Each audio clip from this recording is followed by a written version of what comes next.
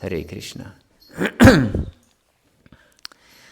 So, today we discuss further our topic on surrender. In our previous classes, we discussed two first items of surrender, and that were anukulyasa sankalpaha, to accept what is favorable for devotional service. And we discussed the 6 items that Rupa Goswami explains that are conducive, that are necessary, absolutely necessary for devotional service. And then we discussed the items which are to be rejected on our spiritual path, and that are 6 items that Rupa Goswami explains in Upadeshamrita, that they destroy devotional service. Yes, so we should be very careful about this. And in both of these lists of items that destroy our devotional service and of the items that are beneficial for our devotional service, there is mentioned the jhana sangha. And we mentioned 2 meanings of jhana sangha. One is, of course, to avoid association of worldly people, of materialists. And the other we discussed in our previous class is to avoid association of the opposite sex. And both are extremely important. But there is also one aspect which we didn't mention so far, and which is very strongly emphasized by Bhaktivinoda Thakur also, is association of dharma dvajis. Dharma means, of course, the path of religion, or in our case, it's Bhagavata-dharma, the path of devotional service to Krishna. And dvaja means what? Anyone knows? Dvaja? Dvaja means the flag. So dharma dvaji is one who waves the flag of dharma or devotional service. But in fact, he's not a devotee. He pretends to be a devotee. That means he wears tilak, he wears kanti mala, dhoti or sari. But he's not surrendered to Krishna. And we discuss now in our seminar what are the items of surrender, that we can know who's a devotee and who's not. And this association of dharma dvajis is more detrimental than association of karmis, and of opposite sex. And why? Do you have an idea? Why it's so dangerous to associate with dharma dvajis, those who are outwardly devotees but not in the heart.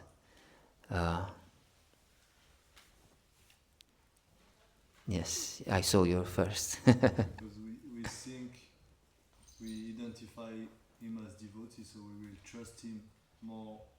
It will be a reflex to accept what he said. Yes, this is very important. You, Mataji, what is the same?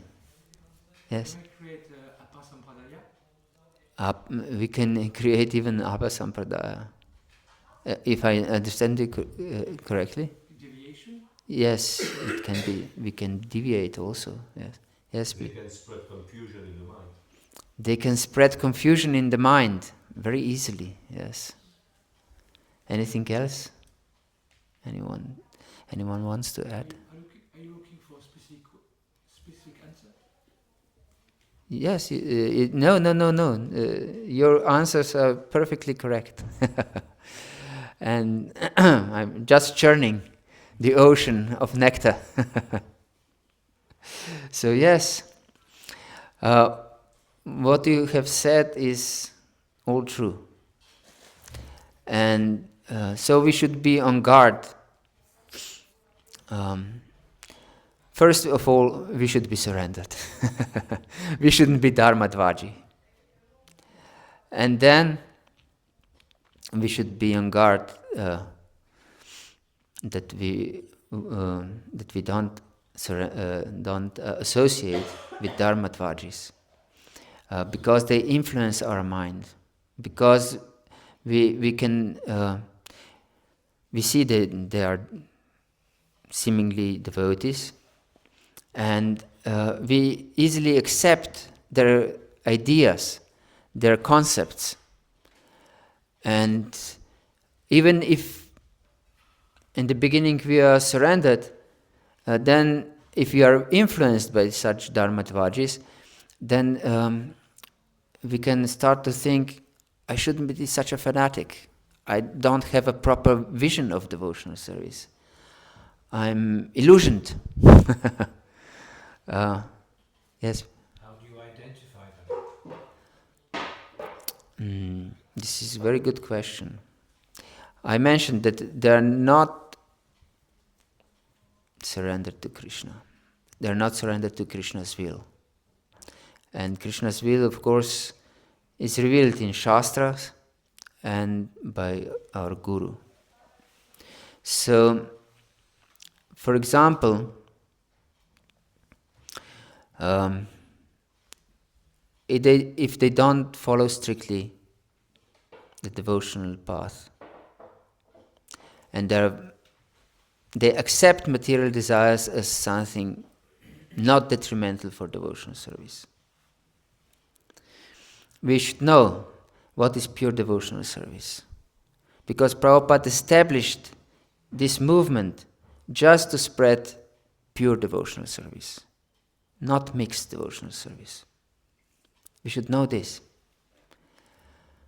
Because he said that there are so many movements, so many different organizations, spiritual organizations, which propagate mixed devotional service. So anyone who is interested in mixed devotional service, he can go to them. There are plenty of them. But our organization is established exclusively for pure devotional service. Because only by pure devotional service we can achieve what we are all looking for from time immemorial. And what we are looking for? Yes. We are searching for love of God, for Krishna Prema. This is what we want. But this misconception that material life can bring us happiness is detrimental for our devotional service. Therefore, keeping material desires and thinking that we can achieve this highest perfection is craziness. Yes. So,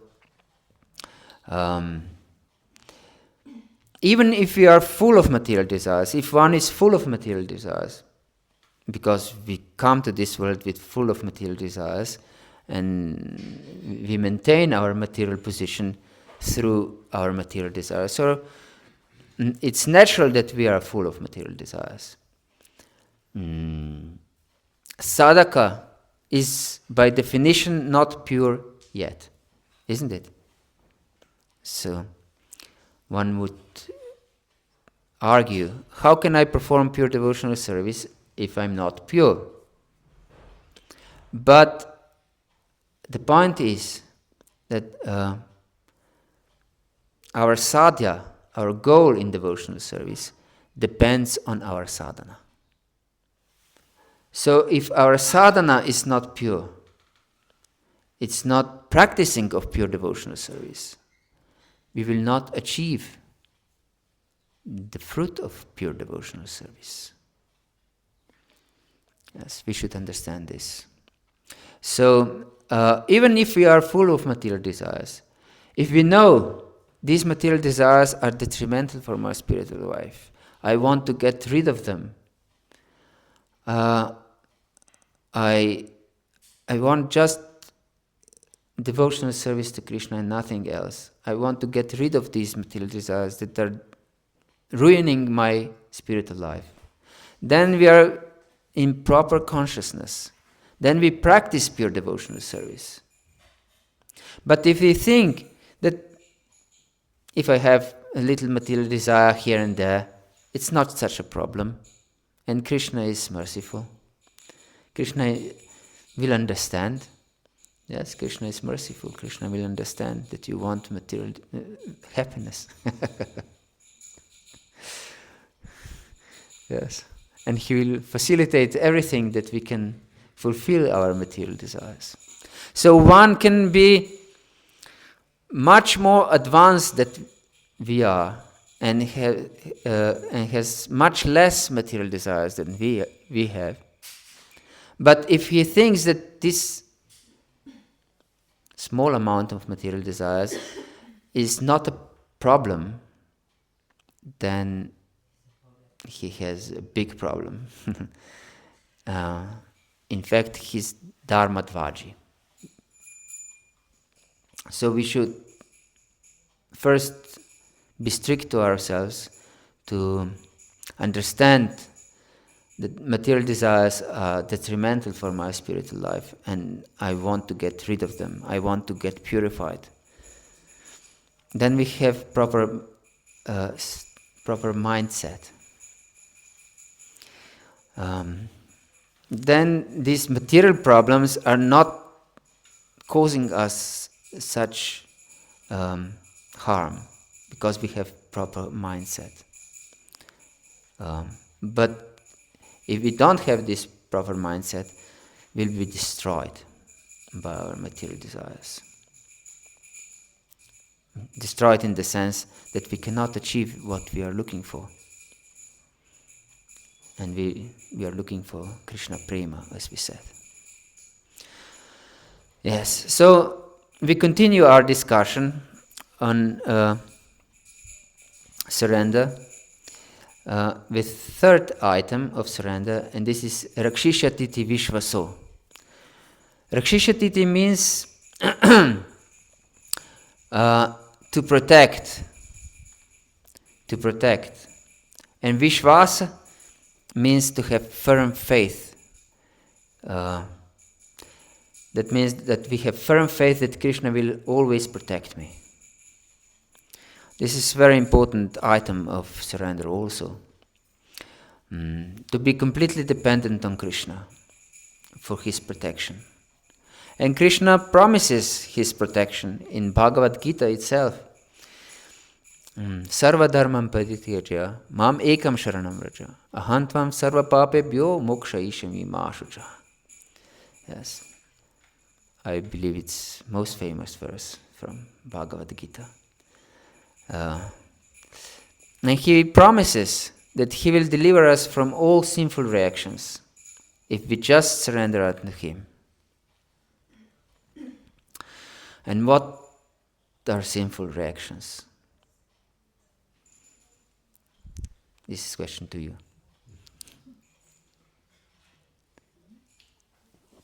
What was the question? What are sinful reactions? Bondage, karma bondage. Bondage, karmic bondage. Yes. Any other thought? Yes. Less attraction for Krishna. Less attraction for Krishna. Yes. Anything which is displeasing Krishna? Anything that is displeasing to Krishna. Everything which is not related to Krishna. Everything that is not related to Krishna. All is true. And our sufferings and so on. Mental problems. And fears. All these are the consequence of our averse mentality to Krishna. That means our sinful reactions. Yes. So he promises, if we surrender to him, he will save us from all these sinful reactions. And in the 9th chapter of Bhagavad-gita, he explains, Samoham sarvabhuteshu na me dveshyosti na priya. Ye bhajanti tumam bhaktya maite teshu chapyaham. That I'm equal to every living entity. I'm not I'm not favorable of someone, and I don't hate anyone. I'm just equal. But, he says, yes, Ye bhajanti tumam bhaktya, those who worship me with love, with bhakti, maite teshu chapyaham, they are my friends. And they are in me and I'm in them, and so on. And it's interesting that in the very next verse, he explains how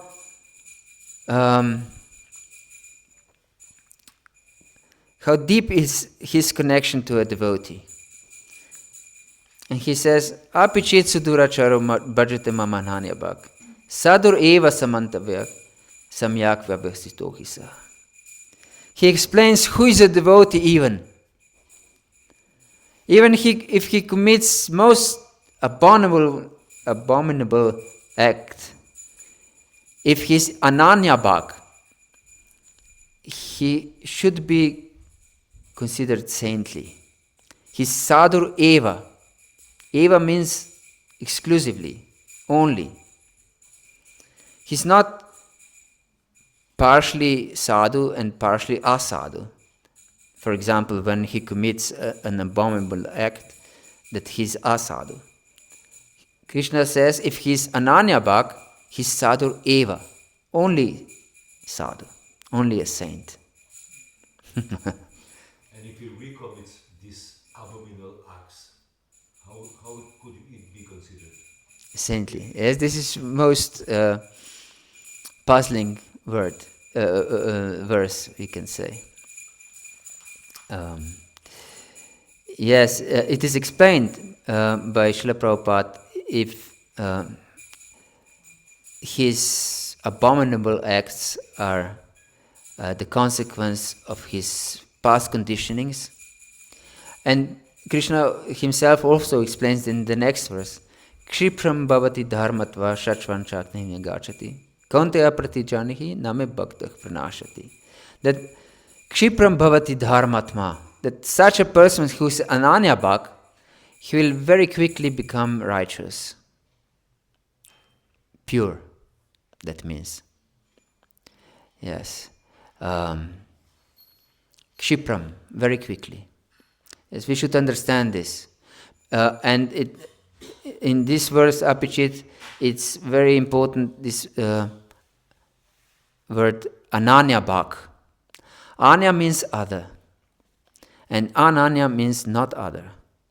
And so he's completely dedicated to me, not to other things. If he's completely dedicated to me, ananya bhak, then he will very quickly become righteous. If not, he shouldn't be considered saintly, for the first thing, because he's not ananya bhak. And he will not quickly become righteous. Yes. So we should understand this. And Jiva Goswami explains that this Apichit verse is just hypothetical. The devotee won't commit any abominable act if he's a real devotee. But even if, sometimes we defeat the opponent's argument with his own arguments. And we can say, even if what you're saying is true, still what I'm saying is valid. And Krishna uses this logic. Even if my devotee commits abominable act, he still should be considered saintly if he's an Anyabhak. Yes. And so Krishna, in Bhagavad Gita, he gives a philosophy and pure understanding of how he acts in this world and how devotees act in this world.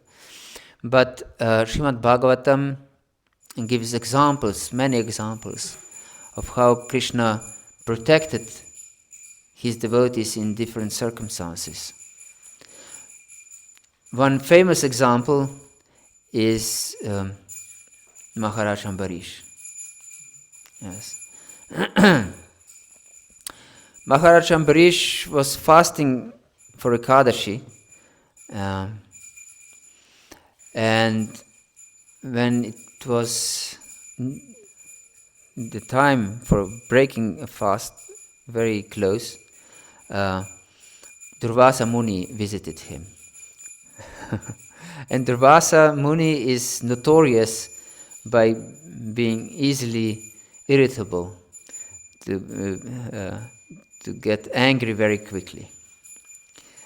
And of course, as it is proper for a king or even grihasta, ordinary grihasta, the saints should be invited for lunch, to be honored in all regards.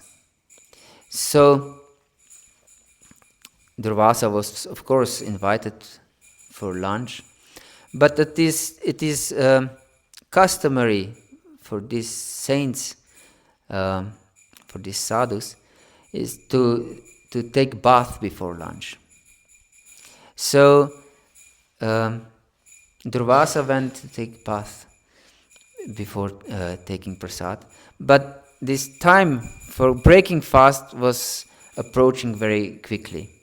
And Ambarish Maharaj wasn't fasting for his own benefit, but he was fasting for the benefit of the whole kingdom, for the whole humanity, in fact, because he was a king of the world. So it was very important to properly fast and to properly break his fast, because Ekadashi is very dear to the Lord, and it is explained of one of the most important aspects of devotional service is to keep Ekadashi fast. So he wanted to perform it completely according to Shastra. And therefore, he was in big predicament, because it's an offense if we take prasad before the guest takes prasad. And he wanted to properly break fast, because he wanted the benefit for the whole humanity, to get closer to Krishna, of course. This is the utmost benefit, not some material benefits. So he didn't act on his own. He consulted with brahmanas, great devotees, how to react, how to act in this situation. And they advised him, according to Shastra, that if you break a fast by drinking water, it's not considering breaking fast, and at the same time it is considering as breaking fast. So, and you will not transgress this etiquette of taking some prasad before the guest takes prasad. So he drank just a little bit of water just to break the fast on time. But because Durvasa is a mystic, he immediately understood that the king had ingested something before he was served. And because of the false ego, he became furious. He became extremely insulted. Yes. Because we should know that this false ego causes us to be insulted very easily. If we are ignored, if we are not shown proper respect, we become angry very easily and envious. Yes. Or we are disregarded. Therefore, Lord Chaitanya mentions this Trinada Pisnichana Tarori Vasahishana Amanina Manadina Kirtane Sadhari. That we can be connected to Krishna only if we are more humble than the blade of grass and tolerant as a tree. And we don't expect others to respect us. Yes. So, and of course, to offer respect to all living entities. Only then Kirtaniya Sadhari is possible. Otherwise not. Otherwise we will struggle for survival in this material world. We just continue our material existence. Yes. Therefore it's so important and to understand this.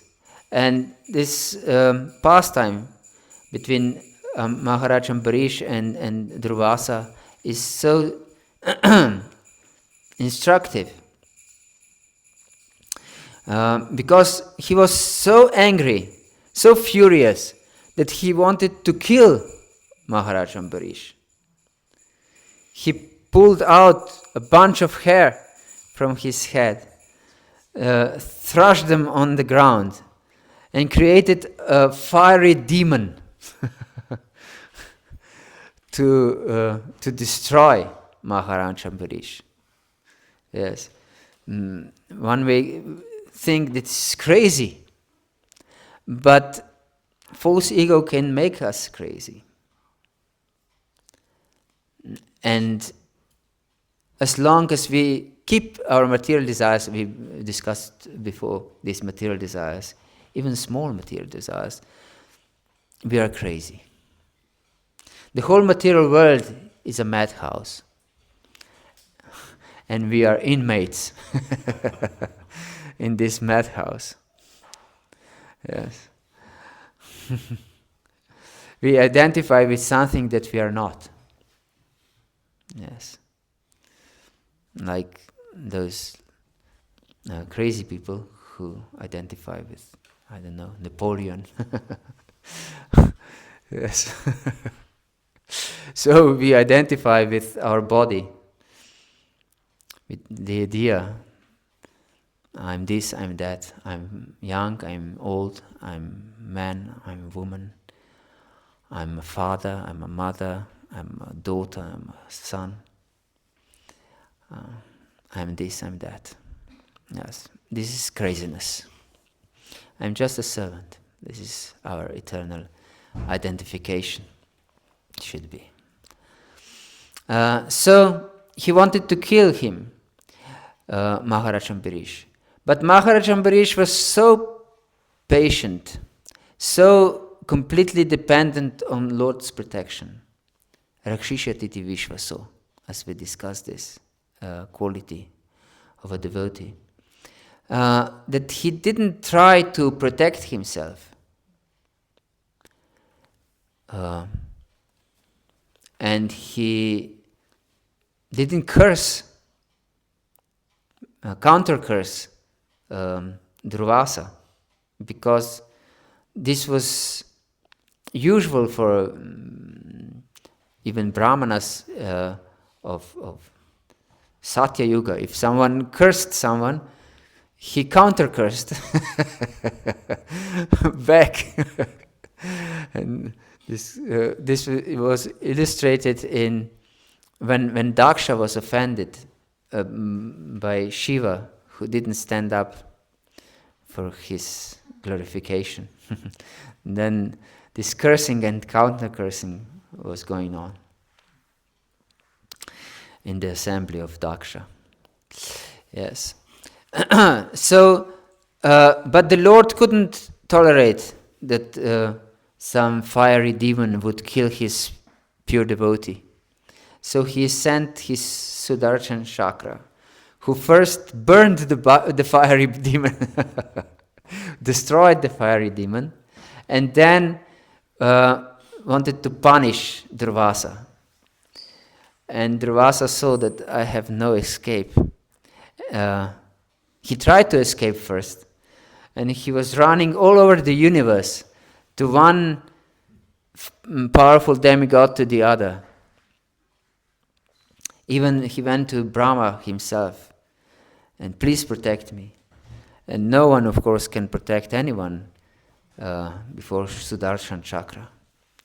Yesterday we discussed Sudarshan chakra. Yes. And it is explained this is a wheel in the hands of the Lord. And everyone is faced by this Sudarshan chakra in this material world. How we are faced? In the form of time? In the form of time and death, yes. So, anyone who is not a devotee, he'll be killed. Ayu harti vaipumsam udyanastan chayanaso. Tasyaitaya no nitra uttama shloka vartaya. Tasyaitaya kshno nita uttama shloka vartaya. That those who are not devotees, every rising and setting of the sun closes them to this meeting with Sudarshan chakra. Yes.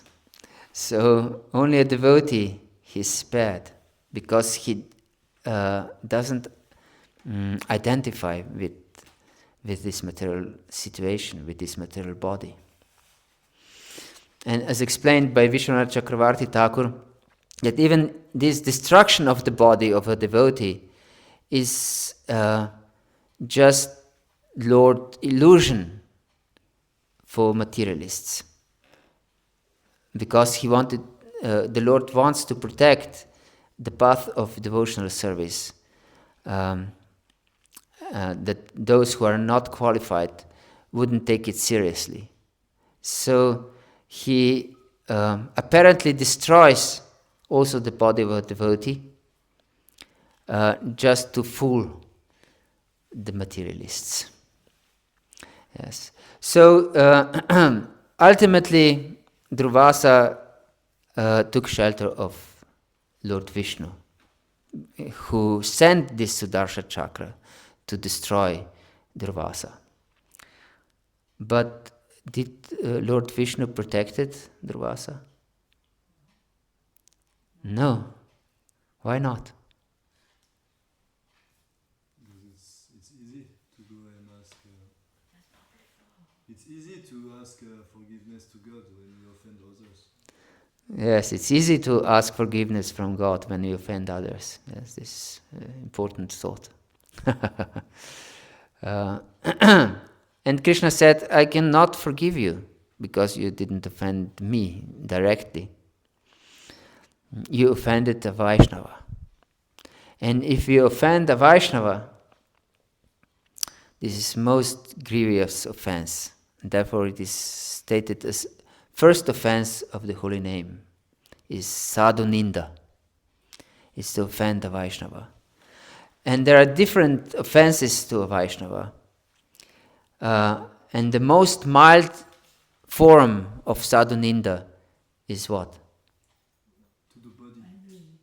Sorry? Envy. It's offense to the body. Offense to the body. Gossip. Any other thought? Blaspheme. These are quite strong offenses, not mild offense.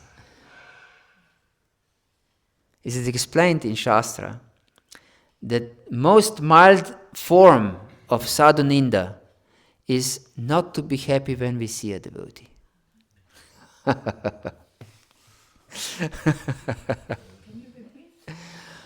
The most mild form of sadhu ninda, of offense of a devotee, is not to be happy when we see a devotee. Yes. Yes. So we should be on guard. We should be on guard of sadhu ninda, because we won't be protected by Krishna. The holy name is considered to be more merciful than the Lord himself, although the holy name is not different from the Lord, but is his most merciful aspect. But he will not protect us. The holy name will not protect us if we offend Vaishnavas. If we commit nama aparadas, not just sadhu ninda, but all 10 offenses, then we cannot be saved by the holy name. So we should know what are the 10 offenses. One we can discuss, but not now. Maybe next time when I'm visiting here. If Krishna allows me, we can discuss also the 10 offenses. Yes. So, yes, please. Yeah, actually, it leaves a lot of space for the judging, because we could be judging others. That person is an aspiring devotee. That person isn't a devotee yet. They could think the same of me. So it leaves a lot of space for judging. And if we're an aspiring devotee, if I'm an aspiring devotee, I don't have the right to judge another. Yes, no one has the right to judge. For example, Jesus said, judge not lest you'll be judged. You wanted to say something? Yes, so we shouldn't judge on every level of our advancement. We should judge anyone. Except ourselves. Except ourselves, yes. So it's very important not to offend Vaishnavas. So, and he instructed, the Lord instructed Durvasa Muni how to rectify his offense, how to escape from this Sudarshan chakra. To beg forgiveness. Yes, exactly. To beg forgiveness from Maharaj Ambarish. Yes. So we should know that if there is sadhu ninda, if we commit some offenses, we should ask forgiveness those devotees. Otherwise, we'll definitely suffer. We'll definitely suffer. And there was a devotee who asked Lord Chaitanya, I blasphemed so many devotees. I don't even know whom I offended. So what to do? I cannot go to anyone and ask forgiveness because I'm so offensive. I criticized everyone practically. And this is also our position, that we criticize everyone. As long as we are not really fixed in our devotional service, if we are victimized by our envy, we criticize. It's natural phenomena to criticize. So Lord Chaitanya advised him that by the same mouth you criticize the devotee, you should glorify the devotees. So glorifying the devotees is most powerful process of devotional service. Glorifying the devotees. Okay, so we shouldn't criticize, okay, no problem. But isn't the duty of those who take the role in big or small way of spiritual leaders, of counselors, to evaluate. So evaluate, you have to, kind of judge it away, this person doing this and doing this like that. And so I don't say anything, I don't see anything, it doesn't help, Yes, it's true. It's true. So we shouldn't judge, we shouldn't criticize, but we shouldn't be fooled either by others. We should evaluate, as you said, because otherwise we cannot know who is Dharmadvaji, for example, if we don't evaluate. But that doesn't mean that we should criticize Dharmadvaji. But we should help who are our dependents, that they can discriminate who are proper devotees and who are not. And of course we should help our dependents to become pure devotees of the Lord. So yes, this is important to understand. Krishna will protect us if we surrender to Him in all regards. Yes, please. According to the question, back to the Bhagavad Gita 9:30, and the question also, if you're a pure devotee and you see a devotee commit twice or thrice most abominable actions, you cannot not be detrimental. If you see a devotee who is committing several abominable actions, you try to be averse, to criticize, but arriving to one point, how can you react? We shouldn't criticize, but we should protect others from such a devotee if he's causing disturbance. You wanted to add something?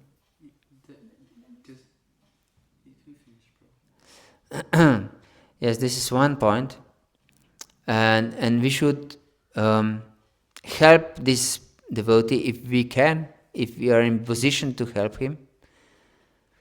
It's our duty to serve him, because we are servants all the time.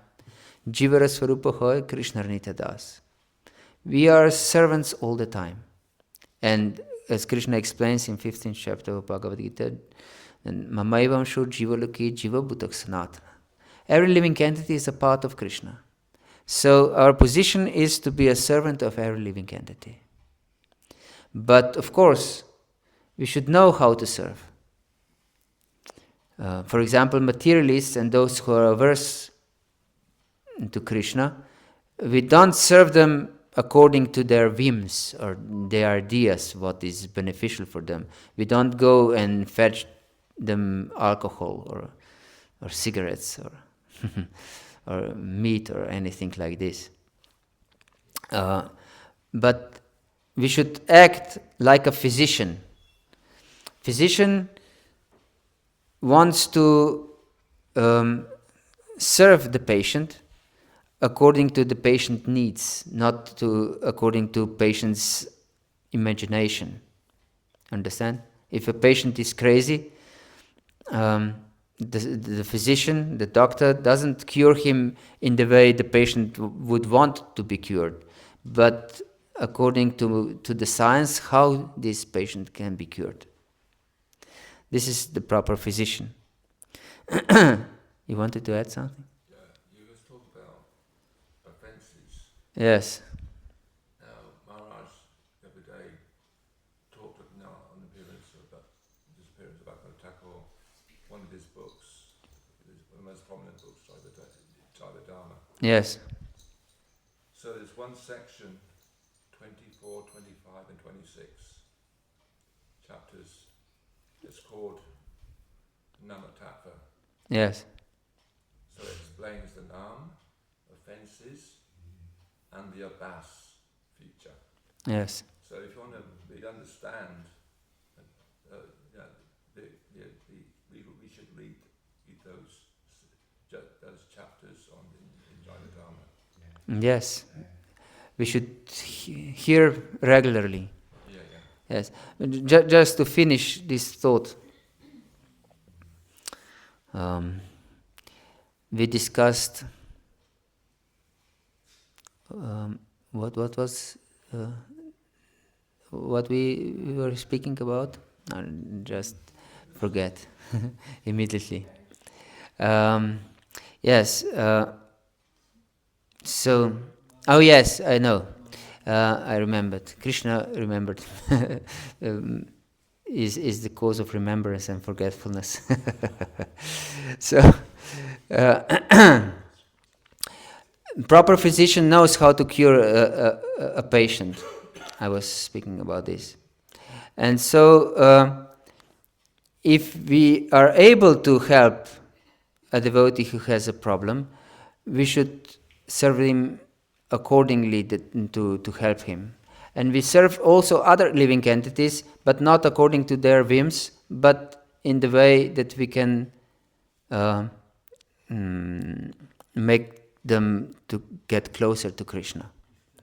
Yes, to approach Krishna. But if these other living entities or devotees with problems are just envious and don't want to have anything to do with us, we should serve them by avoiding them.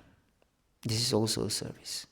So we should always be a servant of the servant, And of course, this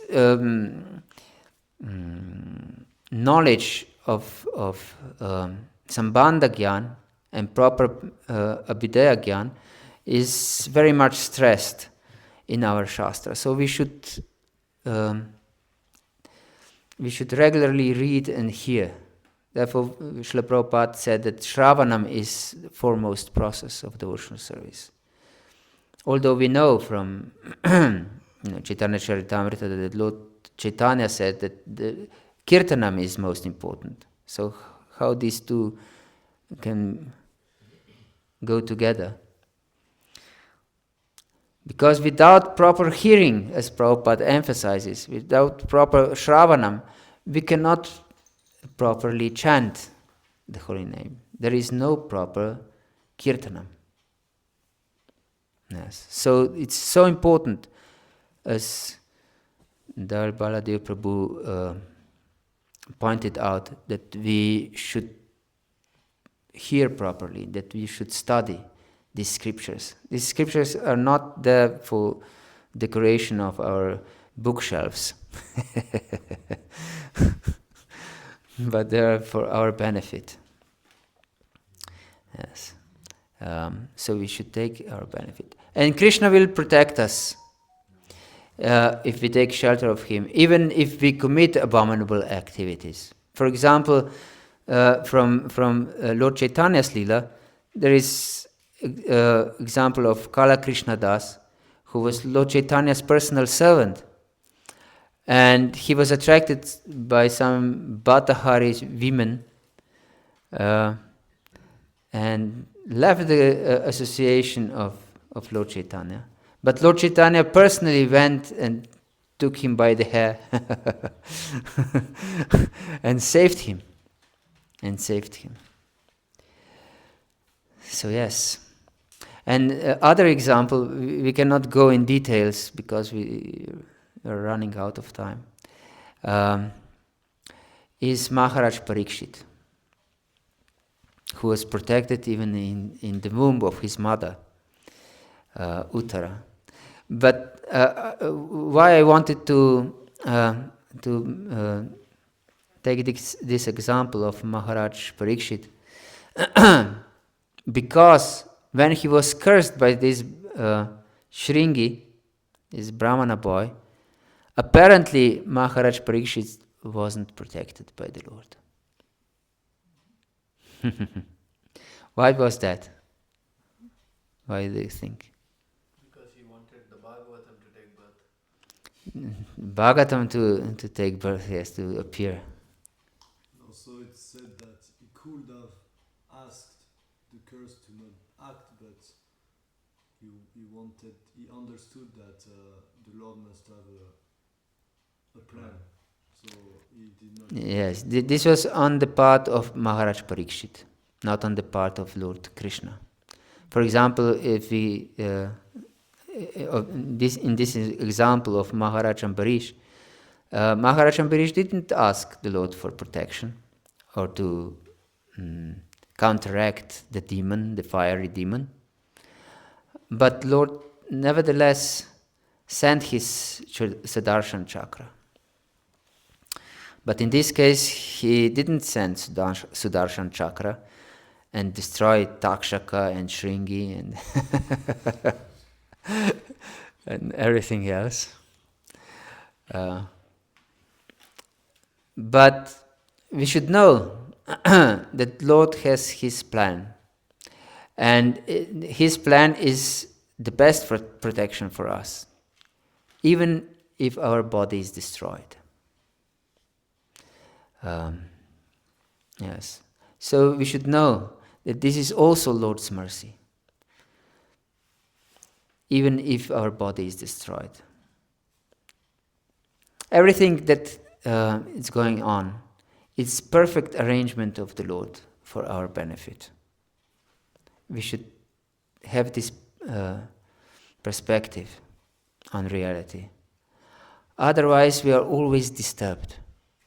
Why is this happening? Why is that happening?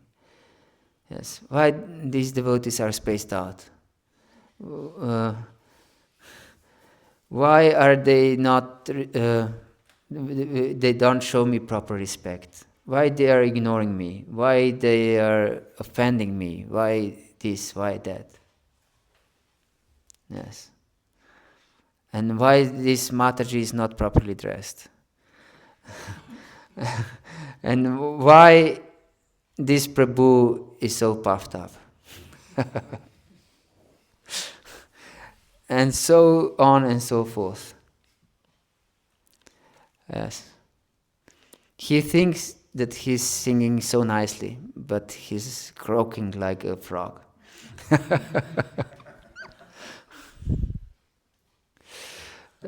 Yes. We should see that everything that happens, every environment we are put in, is the best for my purification, is the best for development of my consciousness. It's Krishna's mercy for me. Yes. And his special protection for me. But I should take his protection. I shouldn't resist his protection. I shouldn't reject his protection. Yes. Hare Krishna. Yes, please. You have a question. Yeah, I was just wondering, sometimes we can have like senior devotees who can maybe advise us in many ways which are not according to our gurus and mentors are advising us. So I was wondering, as everything is the will of the Lord, is Krishna sending these people to test our faith in Guru? Yes, when we take shelter of a guru. Sorry? Can you repeat the question? As the question was, if some senior devotee comes and advises us, but his advice is against the instruction of a guru and our superiors, if I understand correctly, it should be considered Krishna's mercy or what? Is he testing our faith? Is the Lord testing our faith? Yes. Most definitely. Maya will test us on every step we take. This is Maya's duty, is to test us. Because the same as it is in school. If you want to proceed from one grade to another, you have to pass a test, isn't it? So Maya puts tests on our progress in devotional service. Are you ready to progress to another grade or not? And if we pass the test, we proceed to another grade. But if we don't pass the test, we should repeat this grade again and again and again. So yes, when we accepted spiritual authority, someone who inspires us most in our life, which the first thing is to dedicate our life to his lotus feet. And therefore, Guru Padashraya is the first item of devotional service. Yes. Guru Padashraya tasmat, Krishna Dikshat Shikshanam, Vishrambena Guruk Seva, Sadhu Vartmanu Vartmanam. The first thing is to accept the shelter of spiritual master and serve him. Of course, if he's a proper devotee, otherwise he's not a guru. If he's not a proper devotee. For example, we know this famous example that Bali Maharaj rejected Shukracharya because he advised him not to surrender to Krishna. So if we have a guru that he advises us not to surrender to Krishna, he's fit to be rejected. But if his instruction how to surrender to Krishna differs from the advices of other devotees, then we should be grateful for their advices and try to find the solution how to what's the word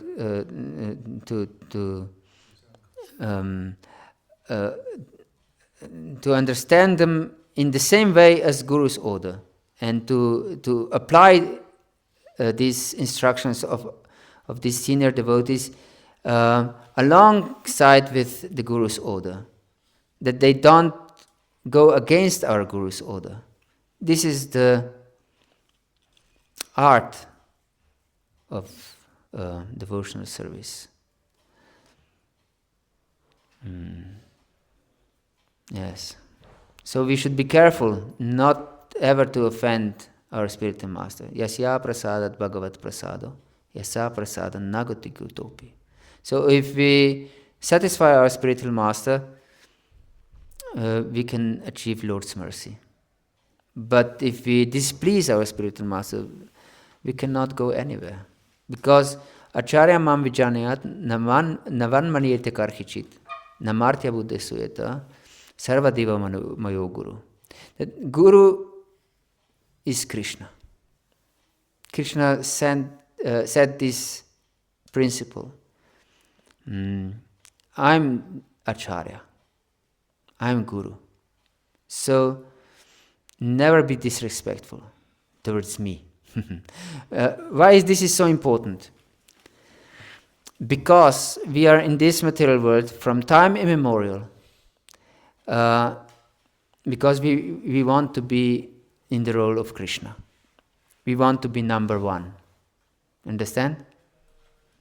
We want to be number one. We want to be Krishna. Number one is Krishna. And if we just theoretically accept Krishna as Supreme Personality of Godhead, without taking shelter of Krishna, of Guru, then I'm still number one, but my lip service is telling that I'm cheating myself and others by accepting Krishna as the Supreme, as my authority. But actually, therefore, Krishna established this principle that one should accept Guru. Because then, when I accept a spiritual authority, a Guru, then I'm not number one anymore. You understand?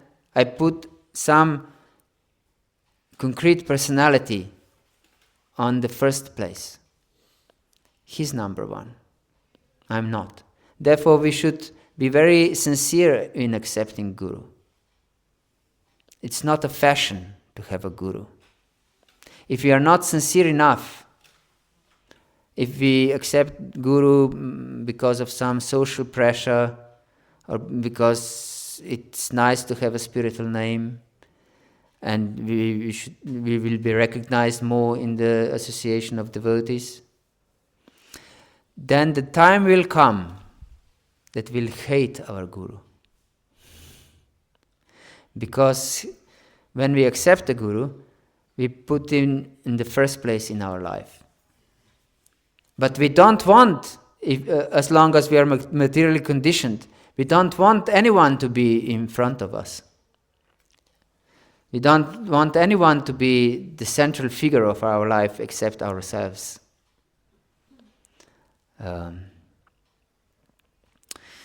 And then we will see faults in our Guru. And we will start to criticize him and seek excuses why not to follow him properly or whimsically. Why we should follow him when we think that it's proper. We judge his instructions. You understand? So we should follow his instruction as our life and soul. Vyavasyatmika buddhirekiha kurunandana. It's explained by Vishnu Chakravarti, this verse from Bhagavata-gita from 2nd chapter. This is complete faith in the order of the Guru. And to have one-pointed determination to fulfill his will. You have a doubt? You wanted to stress something? Okay. Well, unfortunately, in ISKCON, some who were gurus were put down from their position of guru, and they're not gurus anymore. So, according to the GBC authority. So, what is a disciple supposed to do? Yes, I explained already. If a guru is not in a position to be a guru, that means that he's fallen, he should be rejected. And we should accept another authority in our life. Yes, he should be rejected. So the guru is one who is kiba vipra kiba nyasi. Yes, guru kiba vipra kiba nyasi. How it is? Yes, kiba vipra kiba nyasi. Shudra kibenaya. Say tatvavita. Say guru hai. So, Krishna Tattvavita. Those who know Krishna Tattva, he is a guru. But this knowledge is not just theoretical, but it is practical. That means he follows his own guru, and if he's fallen, he's not following his guru. Understand? I don't hear properly. That's the problem. If someone is fallen, if someone is fallen, Is what? Fallen. yes. If someone is fallen, he's not properly situated. He's not following his own guru. Understand? So he's not fit to be guru. Yes. So he's fit to be rejected. Yes. So we should know this. We shouldn't be fools. Devotee doesn't mean that he's fool. He's a fool.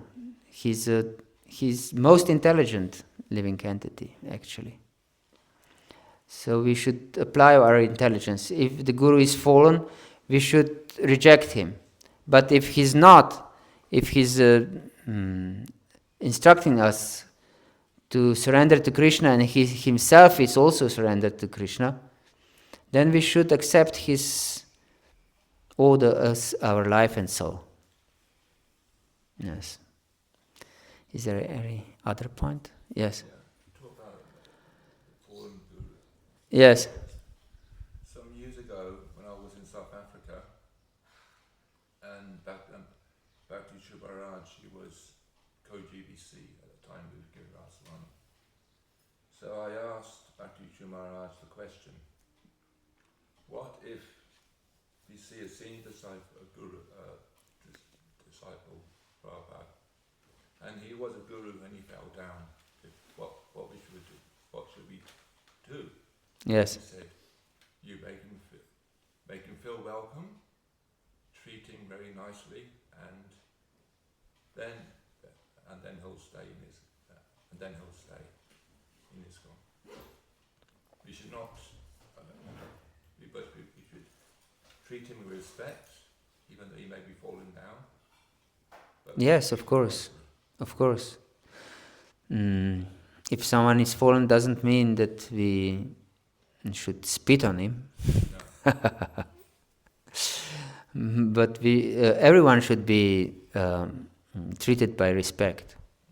Even if he is put in jail, for example, he still should be treated by respect. Yes. But that doesn't mean that we are fools, that we can be fooled. Yes. But we should show respect to every living entity. Yes, fallen or not fallen. Okay, I think we should end. Srila Prabhupada ki jai, Gaur Bhakta Vrinda ki jai, Nitai Gaur Pramanandi, Hari Hari Bol. Next session is at 1 o'clock. Yes, the next session is at 1 o'clock. Please accept my humble obeisance.